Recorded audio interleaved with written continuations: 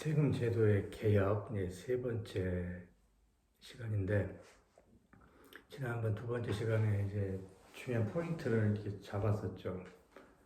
세금은 벌어들인 돈에 대하여 부과하는 것이 아니라 쓴 돈에 대하여 부과한다.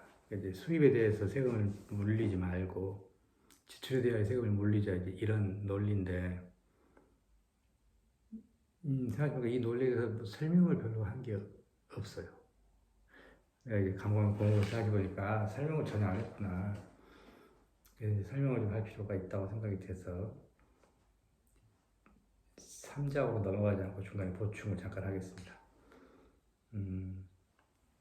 왜 수입이 아니라 지출에 부과해야 된다는 생각이 들었냐 하면은,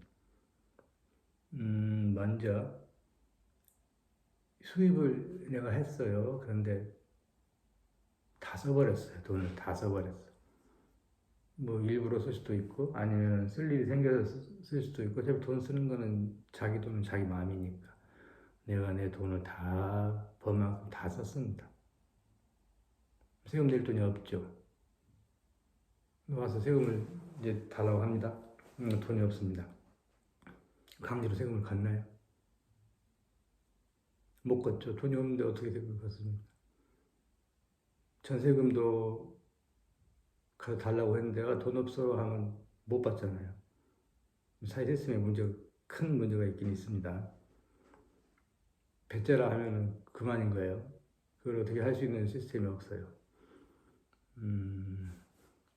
5천 년의 역사를 가진 대한민국이 아직까지 그런 시스템을 못 만들었다는 거 문제가 있습니다. 그건 나중에 따로 또 얘기할 기회가 있을 것 같아요. 두 번째는 수입을 다 쓴 건 아니고 수입을 숨겨요. 마늘밭에 숨긴다든지, 장독대에 숨긴다든지, 침대 밑에 숨긴다든지 숨겨놨습니다. 그리고는 세금 낼 때가 되니까 돈이 없어요. 그러면 세금을 거둘 수가 없죠. 그러니까 수입에 세금을 붙이는 경우는 그 수입에 대해서 수입이 하나도 안 남는 경우도 있고, 수입을 남긴 걸 숨기는 경우도 있고, 세금 못 내겠다, 세금 낼 돈이 없다, 그러면은 이제 어떻게 할 수가 없죠. 세금 낸 사람만 바보가 되는 겁니다. 세 번째는, 그래서 이제 그런 거를 방지하기 위해서 몇 가지 방법이 있죠. 먼저 떼가는 세금이 있잖아요. 선납세금입니까? 선취세금입니까? 단어는 모르겠어요. 단어는 중요한 게 아니니까. 흔히 요새 지나가는 말로 단어를 모르면 무식한 사람이라고 하는데, 그건 그들만의 리그인 거죠. 자, 먼저 떼가는 세금이 있습니다. 뭐 3.3% 뭐 떼간다고 합니다. 뭐 하면은 그 이유가 뭐고, 왜 먼저 세금을 떼갈까요? 안 낼까 봐서 먼저 떼가는 거죠. 두 가지 경우, 세금 수입하고 숨기거나 다 써버리고 세금이 없습니다 하니까 먼저 떼가는 거죠. 그럼 모든 세금을 먼저 떼가야 되는 게 원칙인데, 역시 그래도 원칙이 무너지고 있어요. 원칙이 없어요. 먼저 떼가는 세금, 나중에 떼는 세금, 중구난방이죠. 그 다음에 이제 네 번째는 수입이 공개된 사람들이 있습니다. 가장 월급쟁이들이죠. 월급을 받는 사람들. 수입이 공개되어 있어요. 그 사람들 월급 받을 때 먼저 세금을 떼가고 월급을 줍니다. 굉장히 불리하죠. 세금을 먼저, 이 사람들은 세금을 떼지 않은 자기 돈을 받지 못해요. 그냥 세금 떼고 받는 거예요. 그게 다 쓰면 되는 거죠. 세금 꼬박꼬박 내고 있고, 누구처럼 1번이나 2번 경우처럼 세금을 내기 싫어서 혹은 세금을 낼 돈이 없어서 넘어갈 수가 없는 상황입니다. 대단히 불리하죠. 이런 경우가 발생한다는 것 자체가 시스템에 문제가 있다는 거예요.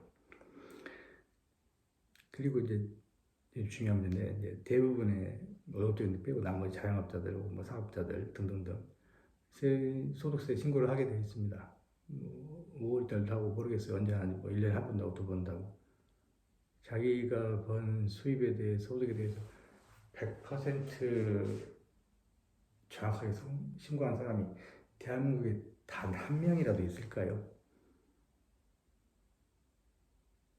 영화 타짜에서 손목을 건다고 하는데, 도끼가 없으니까 손목은 걸어도 의미가 없고, 단 한 명도 자기의 소득에 대해서 100% 정확하게, 정직이 아닙니다. 정확하게 신고한 사람은 아마 대한민국에 단 한 명도 없을 겁니다. 라고 추측했어요. 그러면은 소득세 신고 제도가 있으나 마나한 거죠. 신고를 하는 제도가 있고, 신고를 하세요. 근데 단 한 명도 정확하게 신고하지 않는다. 그럼 사람이 잘못인가요? 제도가 잘못인가요? 인간이라는 존재는 흔히 우리 뭐 양심이라는 얘기를 하는데, 내가 본 바에 의하면 양심이라는 건 개념이 없는 것 같아요. 단어는 있죠. 양심이라는 게 인간에게 양심이 없다는 게 아니라 양심이라는 것 자체가 존재하지 않는다라고 나는 생각합니다. 양심은 그냥 허상인 거죠. 인간에게 양심이 있다라는 말이 틀렸다고 보는 겁니다. 왜? 양심이라는 게 존재하지 않으니까 없으니까.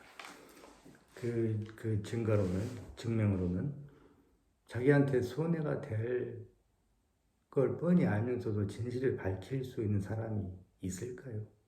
내가 이 말을 하면은 진실은 밝혀지는데 나는 엄청난 손해를 봐요. 뭐 작은 손해를 본다고 칩시다. 그러면 그때 나 진실을 말할래? 라고 하는 사람이 과연 얼마나 있을까요? 거의 없죠. 그런 인간은 그런 양심이라는 게 없는 거죠. 양심이라는 자체가 없는 거죠. 인간에게 양심이 없다가 아닙니다. 양심이 없다. 양심이라는 것은 없다. 그러니까 자진 신고할 때 100% 신고한 사람 없는 거죠. 없는 게 맞는 거죠. 뭐 인간이 나쁜 게 아니, 우리가 나쁜 게 아닙니다. 제도가 문제가 있는 거죠. 그리고 이제 가장 중요한 포인트. 수입에 세금을 부과하든 지출에 세금을 부과하든 그 결과는 같게 나올 겁니다. 단지 시간 차이가 날 뿐이죠. 내가 돈을 벌었어요. 그 돈을 언젠가는 다 쓰죠. 제가 돈을 벌어서 1번 칸에 돈이 있습니다. 쓰고 있어요. 남았죠. 또 2번 칸에 또 다음 달 또 번 게 들어왔어요. 2번 칸 걸 쓰나요? 아니, 돈 똑같으니까 1번 칸부터 쭉쭉쭉 써 나가면 되죠. 쭉쭉쭉 나갑니다. 그럼 다 쓰면은 2번 칸을 쓰죠. 3번 칸에 또 다음 달에 수입이 들어왔어요. 또 쭉쭉쭉쭉 써고 수입에 대해서 부과를 하지 않고 지출에 대해서 세금을 부과하면 쓴 만큼 계속 세금이 붙으니까 돈은 계속 들어오고 계속 쓰고 나가면 언젠가는 계속 이어지면서 수입에 부과하든 지출에 부과하든 시간이 늦게 세금이 걷어질 뿐이지 결과는 같다는 겁니다. 내가 다 못 쓰고 죽으면 이제 다음 대가 쓰겠죠. 다음 대한테 어떤 A라는 아버지가 10억을 남겼어요. 국가에 줍니까? 기부? 그런 사람도 있죠. 길에 가다가 그냥 버립니까? 아니면 뒷마당 파고 묻어버립니까? 아니죠. 자기 자식한테 주죠. 그럼 자식이 또 쓸 거 아니에요? 그럼 또 세금이 붙죠. 그러니까 수입에 세금을 붙이나 지출에 세금을 붙이나 아무런 상관이 없다는 겁니다. 그리고 수입에 세금을 붙이면 아까처럼 문제가 생기죠. 나 다 써버리고 돈이 없어요. 혹은 돈을 숨겨놓고는 숨겼다는 말을 안 하죠. 돈이 없어요. 그리고 세금 지출이 들어가는 사람 아니 수입이 들어가는 사람들 먼저 세금을 떼가는 사람들 불리하죠. 자진신고 하라고 되어 있지만 아무도 자진신고 100% 하지 않죠. 그러니까 수입에 세금을 붙이는 제도에 모순이 있다는 거예요. 수입에 세금을 붙이는 제도가 모순이 틀렸다. 수입에 세금을 붙이나 지출에 세금을 붙이는 결과는 같다. 단지 좀 시간 차이가 날 뿐이다. 그러므로 지출에 세금을 붙여도 아무런 지장이 없다. 마지막 하나. 지출에 세금을 붙이면 확실하게 세금을 거둘 수 있습니다. 지출은 드러나잖아요. 카드 결제했어요. 카드 쓴 내역이 나옵니다. 세금 붙이면 되죠. 현금 결제. 이건 다음 강의 할 건데, 다음 장에 할 건데, 일단 현금을 어디서, 현금을 하늘에 툭 떨어지면 땅에서 솟아나 은행가 찾아오죠. 뭔가 드러나죠. 세금을 붙일 수 있습니다.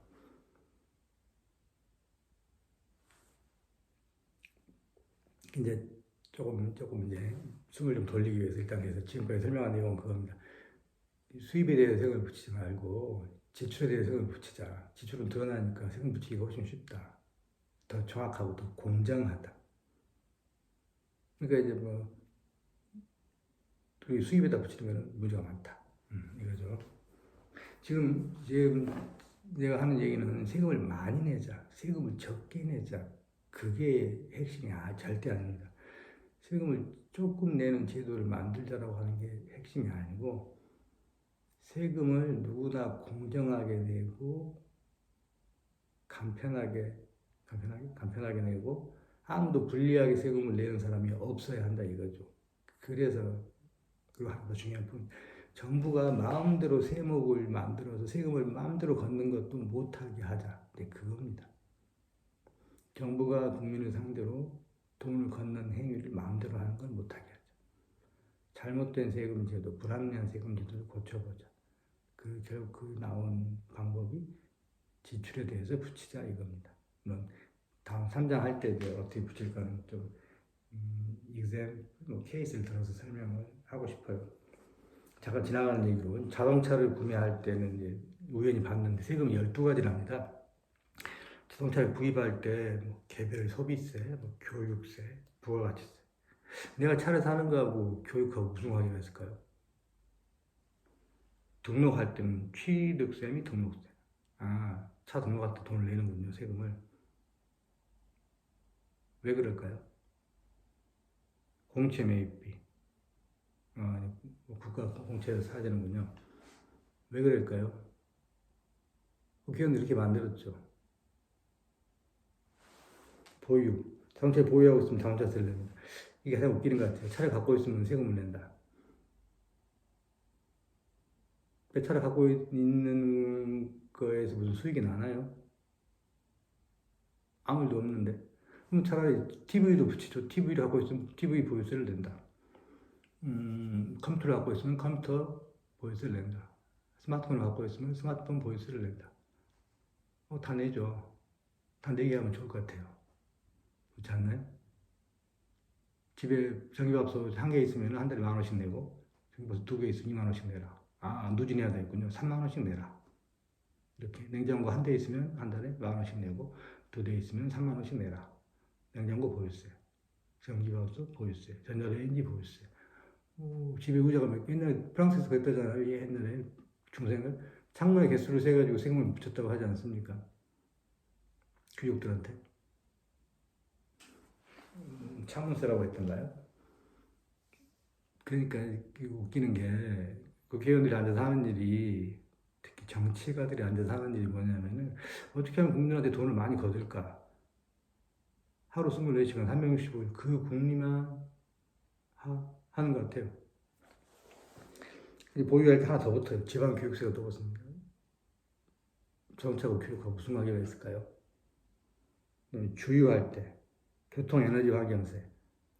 차를 타고 다니면서 배기가스를 뿜으니까 환경세도 내야 되고, 차가 많으면 교통이 막히니까 교통세도 내야 된다.